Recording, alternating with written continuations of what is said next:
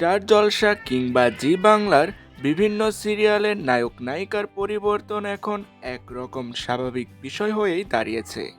আগে পার্শ্ব চরিত্রের পরিবর্তন হলেও বর্তমানে মূল নায়ক নায়িকা থেকে ভিলেনের চরিত্রেও ঘটে যাচ্ছে পরিবর্তন। অনেক সময় এই ধরনের বদলগুলি দিয়েই টিআরপির আগমন হয় ধারাবাহিকে। স্টার জলসার জনপ্রিয় সিরিয়ালগুলির মধ্যে অন্যতম তেঁতুল পাতা। ঋষি ঝিল্লির অনস্ক্রিন রসায়ন বেশ পছন্দ করছে দর্শকরা। টিআরপি খুব বেশি না হলেও স্লট লিডার হচ্ছে এই ধারাবাহিক। তবে সম্প্রতি বড় দুটি বদল ঘটে গিয়েছে এই ধারাবাহিকে। একসঙ্গে সিরিয়াল সেরেছেন দুজন অভিনেতা অভিনেত্রী।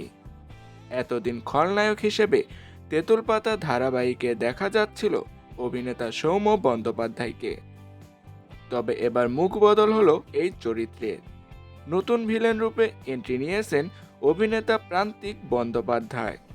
অন্যদিকে অভিনেত্রী অনিন্দিতা রায়চৌধুরীও সরে দাঁড়িয়েছেন এই সিরিয়াল থেকে। অন্তঃসত্ত্বাকালীন ছুটিতে গিয়েছেন তিনি।